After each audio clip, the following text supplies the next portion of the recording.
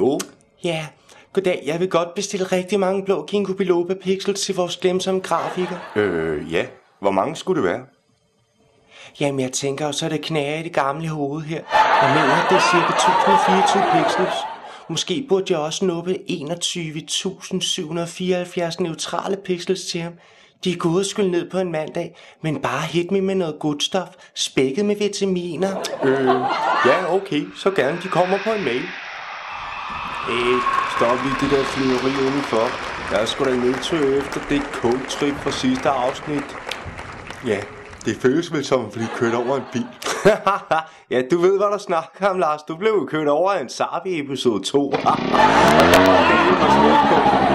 Jogging doesn't cook rice.